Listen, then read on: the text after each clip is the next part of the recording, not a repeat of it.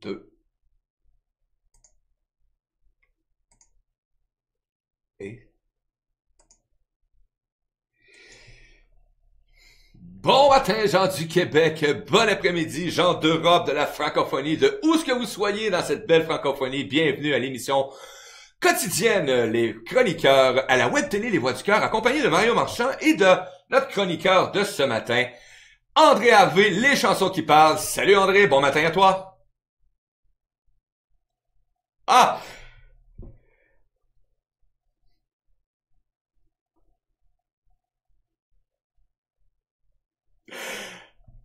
oui, effectivement, hier, il y en a qui se faisaient bronzer en Belgique, nous on pelletait. Non, non.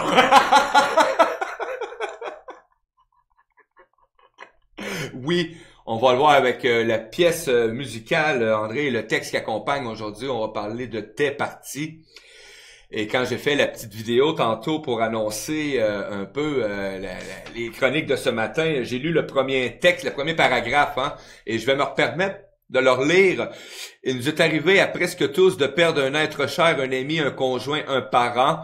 Chaque fois, on s'est demandé ce qu'il advenait de lui. Où est-il? Que fait-il? Est-il heureux? Est-ce qu'il attend quelque chose de nous? Cette chanson sèmera peut-être en vous quelques brides de réponse. Et André, juste avant la chronique, et tu sais que quand je choisis les chansons, moi je mets des petits X à toute fois qu'il y en a une qu'on a fait, et celle-là, on n'était pas dessus. Et j'ai fait comme, ah, t'es parti. Je sais pas, moi là, c'est quoi, là, j'ai pas tout lu tes titres, là. J'ai lu juste avant. Ben, en tout cas, ou avant, ou pendant, ou peu importe. Et là, je fais comme, t'es parti. Et ça a fait comme, wow, y a rien qui arrive pour rien. Avant qu'on s'installe, moi, pas André, quelques secondes avant la chronique, j'ai dit, tu sais, André, j'ai dit, cette chanson-là est venue me chercher ce matin par le texte parce que j'ai vécu une expérience quand j'étais plus jeune. J'avais 10 ans, mon petit frère est mort, il avait 8 ans, il est mort écrasé dans la rue en avant de chez nous.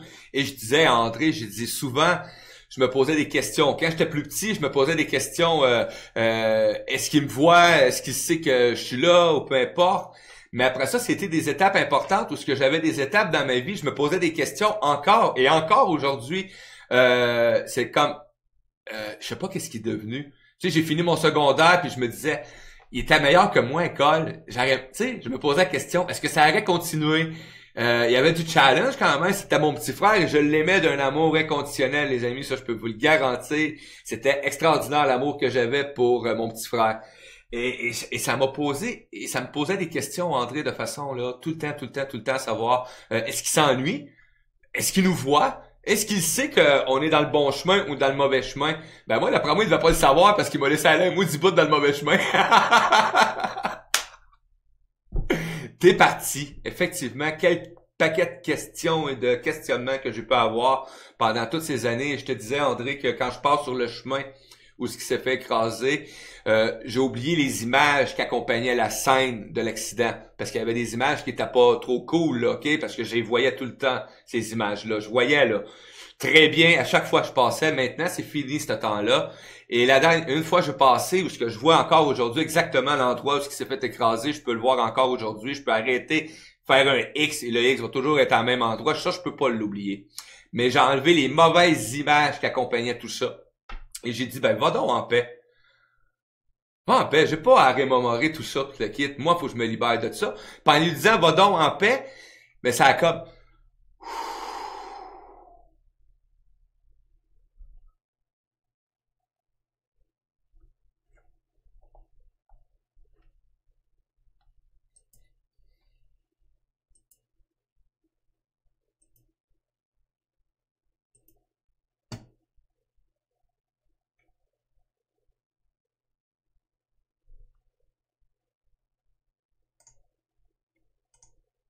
Comment j'ai vécu ça. Mais ce que je me suis fait, je me suis dit, comme toi, Mario, on se demande toujours, mais qu'est-ce qui se passe de l'autre côté? Donc, ce que j'ai fait, je me suis mis encore dans la peau, je faisais tout le temps dans la peau des personnages. C'est un gars qui vient de perdre son meilleur ami, comme tu m'est arrivé, comme toi, c'était ton petit frère, et qui demande, mais coudonc, dis-moi, rassure-moi, dis-moi qu'il y a quelque chose de l'autre bord. Et la deuxième partie de la chanson, c'est la réponse de l'autre côté qui nous arrive. Donc, on va l'écouter, puis après ça, on pourra aller un petit peu plus loin dans ces mille et une questions qu'on se pose. Et on peut donc écouter la chanson T'es parti, c'est parti. Et c'est parti! Mon ami, t'es parti, tu m'as laissé tomber. Mon ami, t'es parti de la vie, tu t'es évadé.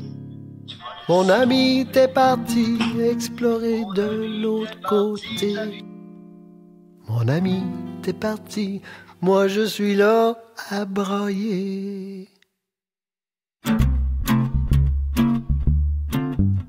T'es parti voir par toi-même, voir si l'au-delà existe. Si c'est vrai, faut pas que tu te gênes. Mets-moi sur une piste pour que j'arrête enfin de pleurer en pensant que t'es perdu. Que je puisse même m'amuser, content de savoir où t'es rendu. Mon ami, t'es parti, tu m'as laissé tomber. Mon ami, t'es parti, la vie tu t'es évadé. Mon ami, t'es parti, explorer de l'autre côté.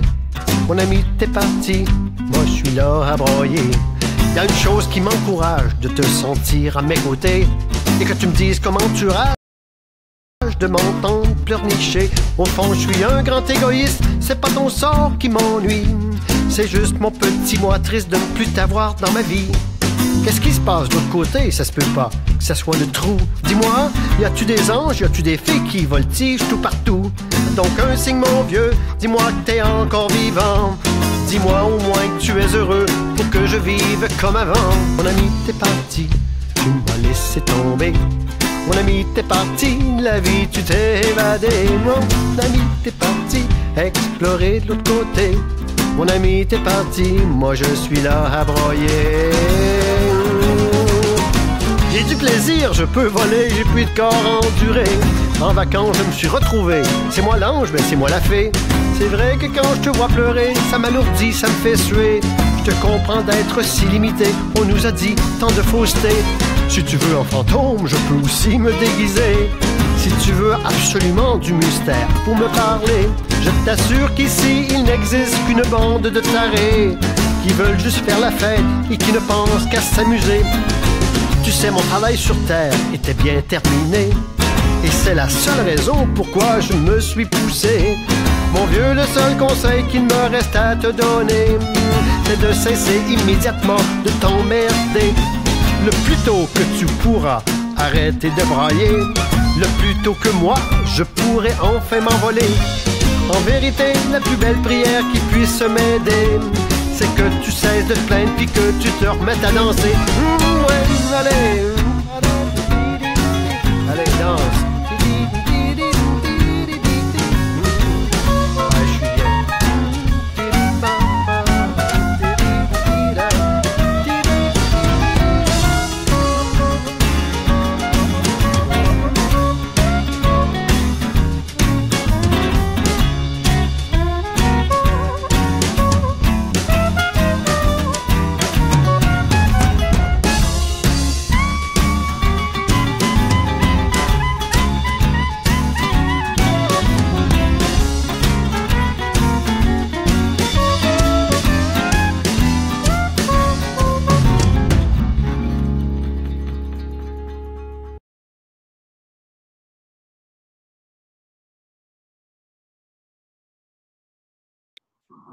Oui, non,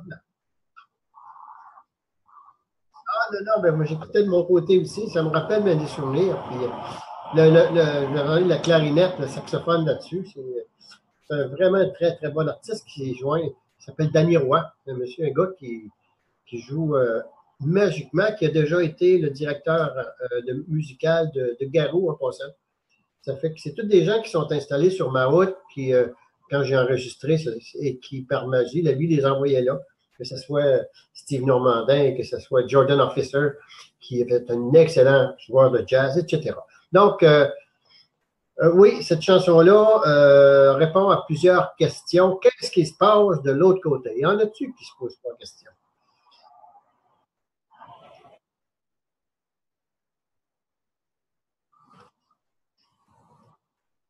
Ben, écoute, qui sait? Qui sait? On ne sait pas. Et je vais vous donner un exemple. Les gens qui prétendent le savoir sont, je ne dirais pas sont dans l'erreur, mais sont peut-être dans l'illusion. Je recevais l'autre fois un mail d'une personne qui donnait une conférence sur qu'est-ce qui se passe après la mort. Elle disait, durant cette conférence, je vais vous dire ce qui se passe après la mort. Et moi, je me disais, mais comment peux-tu prétendre ça? Si elle avait dit, je vais vous dire ce que je pense qui se passe de l'autre côté, alors là, on aurait été en business. Mais avant, moi, quand on me parlait dans mon livre L'ultime pardon, c'est quelqu'un qui meurt dans un accident automobile, ben, effectivement, les gens m'ont posé la question, c'est tout ça qui se passe après? Moi, avant, je disais, ben oui, ah, c'est sûr que c'est ça. Jusqu'à temps que je réalise que c'était prétentieux de dire ça. Puis maintenant, je réponds toujours, ben, je vous dis justement ce que je pense qui se passe. Donc, cette chanson-là met un petit peu un baume, une possibilité, et que on voit d'un côté le personnage qui a perdu son ami, puis qui est un petit peu découragé, puis qui dit, moi, je veux arrêter de souffrir que tu ne sois plus dans ma vie. Dans le fond, c'est pas son sort qu'il a. C'est toujours notre sort à soi. Comment je vais faire pour me passer de cette... Comment tu vas faire pour te passer de ton petit frère? Comment je vais... Tu sais? Donc, la réponse, elle nous guide de l'autre côté. Il dit que, justement, de l'autre côté, c'est la joie. C'est la joie. Il n'y a rien de dramatique. C'est nous autres qui dramatisent de notre bord. C'est ce que je crois qu'il est. Alors, c'est une façon de voir les choses qui nous emmène à... Parce qu'il y a des gens qui ont vécu ça, qui sont morts cliniquement, puis qui sont revenus, puis qui racontent des histoires abracadabrantes, mais qui ont beaucoup de sens. En disant, j'étais tellement bien de l'autre côté. Alors, mais eux autres, je te dirais qu'ils ont la foi. Les autres, nous autres, moi inclus, qui n'ai pas vécu ça, c'est des croyances. Mais quand tu as vécu quelque chose, une décorporation, puis tu es rendu de côté, puis tu es revenu parce que ton tête n'est pas... On raconte ça. Joseph Murphy, dans son livre Sur la vie après la mort, raconte ça de long et en large. Et, eux autres, je crois qu'ils peuvent dire, ah, moi, je suis sûr que c'est ça. Aux autres, il faut se fier à ça et puis bien continuer à s'amuser puis à vivre notre vie et apprécier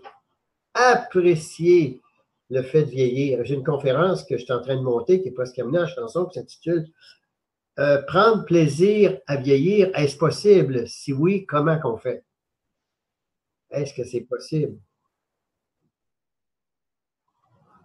Effectivement, quand tu vois les bons côtés, on voit les bons côtés de ça. Mais, et quand on voit ce qui s'est passé, bon, on est le 9 avril et en fin de semaine, ou vendredi, je crois, il y a l'autobus dans Saskatchewan, je crois.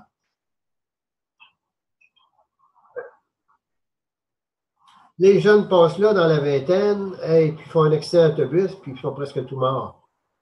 Sur le coup, je me dis, ah non, ça n'a pas de bon sens. Mais comme j'essaie de trouver toujours le côté positif de tout ça, et d'un, je me dis, ça me donne, ce qui m'est sorti, c'est la gratitude. C'était, hey, j'ai le plaisir de vieillir. Eux autres, à 20 ans, ils n'ont pas eu l'occasion de faire ça. Écoute, on ne connaît pas toute l'histoire au-delà de tout ça. Peut-être qu'ils ont tout fait ce qu'il y avait à faire. Mais quelle gratitude on doit avoir d'avoir le plaisir de vieillir. Mais au lieu de ça, on se plaint. Oh, j'ai mal au dos, j'ai mal à la tête, j'ai mal au nez, j'ai mal à ça. Mais dans le fond, t'es vivant. T'es vivant. Mon grand ami Régent, qui a subi 2 opérations au cerveau, de tumeur au cerveau, écoute, maintenant, à tous les matins, moi je l'appelle, il dit comment ça va Régent? Et tout le temps, ça va super bien. Oui, mais t'as mal dans le dos. Je m'en fous, je suis vivant. Lui, on est dans la gratitude d'être vivant. Donc, de prendre conscience que quand on pleure quelqu'un qui est décédé, on ne pleure pas sur lui, on pleure sur soi. Parce que tout ce qui nous est raconté, c'est que de l'autre côté, ils sont bien. Oui. Et avant de passer, si tu as des questions, je me rappellerai, j'ai noté dans mon livre tantôt, parce que dans le livre, vous avez sur chaque chapitre et chaque refrain, on en parle en détail. Et c'est un de mes amis, ça fait très, très longtemps, Michel, et qui avait perdu son père. Et puis, il était vraiment presque dans une grande dépression.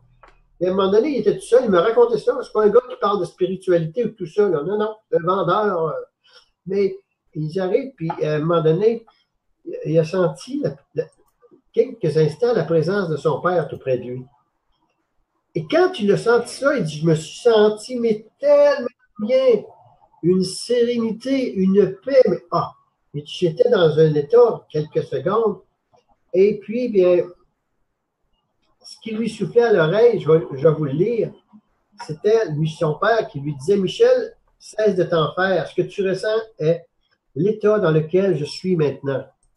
Je me berce dans cette paix depuis mon décès. Donc, je t'en prie, arrête de t'inquiéter et de pleurer sur mon sort. Je suis bien. À la longue, ça me chagrine, tu sais, de te voir ainsi souffrir inutilement pour moi. Je suis bien, écrit en majuscule. Depuis ce temps-là, ben, Michel a arrêté de pleurer son père. Et ça, c'est arrivé à plusieurs personnes aussi. Alors, c'est parti, c'est pour nous donner une autre version de ce qui peut se passer de l'autre côté, qu'on y croit ou non. Mais moi, c'est ma version, mais j'espère que c'est comme ça. Bon. Arrêtez de s'en faire pour nos gens qui sont décédés. Ils sont décédés. C'est d'une tristesse, par contre, André, qu'on parle à un moment donné de colère là-dedans. Oui, c'est normal. On est dans l'émotion. Wow. Moi, j'ai banni Dieu de ma vie. Pas n'importe qui, là. J'ai banni Dieu de ma vie. J'en ai voulu comme ça se peut pas parce que pour moi, il était le seul et unique responsable de la mort de mon petit frère. Wow! C'est quelque chose, là. Non, mais c'est sûr, quand on pense que c'est la volonté de Dieu qui fait ça. Écoute, on embarque dans un débat, mais est-ce que Dieu existe avec sa grand-mère, puis toi, tu vas mourir, toi, tu vas, écoute. Dieu, pour moi, c'est comme sur un gros ballon rempli de milliards de petites étincelles, des confettis. Le ballon, il est plein. Chacune des confettis, c'est une âme humaine. Oui. Le total de la balloune, c'est ce qu'on appelle Dieu ou l'énergie divine. Si tu enlèves dedans, dans le ballon, toutes les petites parties divines qui sont là, le ballon, il se dégonfle, il n'existe plus. Dieu, c'est ce qu'on appelle, je crois que c'est la force qui nous anime et qui disparaît, qui s'en va ailleurs quand la personne décède. Mais il faut faire attention pour pas, à un moment donné, tomber dans des choses qu'on nous a racontées, qui n'ont pas de bon sens. Dans la chanson, on dit, je comprends d'être limité, c'est quand la personne qui est décédée dit à son chum, je comprends que tu sois limité. On nous a dit tant de fausseté. Oui. Mais c'est vrai maintenant, donc, il faut faire un ménage dans tout ce qui n'a plus de bon sens dans notre vie. Et oui, quand le décès arrive, on est en colère, on pleure, on fait comme toi, on dit, pourquoi lui, il aurait dû être moi, ou ben non, cette personne-là est tyran, qui n'a plus rien de sa vie. Mais non, la vie, apparemment, tout a sa raison d'être. Pourquoi c'est arrivé? Je ne sais pas si tu lèves au-dessus. Ailleurs, tu peux peut-être voir. Mais ne pas se limiter aux faussetés qu'on nous a mis dans la tête depuis des années, puis se contenter de se demander qu'est-ce qui a du bon sens pour moi? Et peu importe ce qui a du bon sens pour vous, c'est bon. Yes. Par contre, si ça n'a pas de bon sens, ben, c'est peut-être le temps d'aller ailleurs. D'aller ailleurs, oui, effectivement. On a des coucous André de Melinda Diprezo, de Joanne Jolin aussi, des bonjours sur la chronique actuellement. Et j'aimerais saluer aussi André, René, Evelyne, Yvette, Taïna et Foudil qui sont avec nous actuellement. Isabelle Saint-Ours qui est là aussi. Et ma maman! Bon matin à vous, les amis. Ta mère, de belle maman. Si vous avez des questions, quelque chose, je n'ai pas écrit là, puis moi, on va vous répondre du mieux qu'on peut. Oui, puis même si la chronique est finie, vous êtes en réécoute, les amis, vous pouvez poser vos questions quand on reçoit les commentaires. Donc, André, ça va lui faire plaisir, je vais me faire plaisir de lui transmettre. Oui, il va les recevoir, il va vous répondre aussi en même temps. Ouais. Je sais pas s'il y en a qui connaissent le Père Gédéon. Ah, ben oui, le Père Gédéon. Québec, on connaît le Père Gédéon. Oui. Qui est décédé il y a longtemps, c'était un poète qui incarnait un vieux monsieur avec sa pipe et puis un beauceron, qui aimait la vie, puis tout ça. Puis quand Doris Lucier est décédé, il a fait inscrire sur son épitaphe, je ne l'ai pas en mots directs, mais ça voulait dire à peu près ceci: je suis allé voir si l'au-delà existe. Moi, ce que j'aimerais qu'on écrive sur mon épitaphe, si un jour je meurs, écoute, là, je suis parti, là, je suis allé voir si ça existe. Puis là, je ne pourrais pas vous le dire, mais au moins, moi, je vais le savoir. Bon, moi, je vais le savoir, effectivement. Entre chez nous. Donc, c'est un petit peu ça. On est toujours dans l'inconnu et personne ne peut vraiment nous le dire. C'est le plus grand mystère de la vie. Écoute, André, on a une intervention de Isabelle Ours Tranquille qui dit que dire du sentiment de culpabilité qui nous reste quand on doit prendre la décision de cesser de tout traitement pour un parent qui a subi un deuxième AVC et qui semble être bien physiquement, mais qui ne peut plus avaler, donc s'alimenter, ni parler, ni comprendre ce qu'on dit. J'ai dû prendre cette décision et j'en ai gardé un sentiment lourd de culpabilité. Je comprends très bien, mais écoute, il n'y a rien qui se passe pour rien. Et si cette décision-là, tu l'as prise par intuition ou parce que tu pensais que c'était la meilleure chose à faire, sois assuré que c'était inspiré par la personne qui était à côté de toi. Je ne sais pas si c'est ton père, si je comprends bien, peu importe, qui avait besoin de se libérer. Tu étais juste un outil. Arrêtons de se sentir coupable. On est responsable de ce qu'on fait et tout ce qu'on fait dans notre vie, on le fait du mieux qu'on peut. Le mal comme le bien. Effectivement, oui. Du mieux qu'on peut.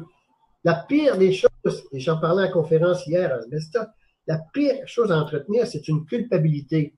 J'ai-tu bien fait? J'aurais-tu dû faire ça? Les fameux j'aurais donc dû, dont je parle dans un de mes livres.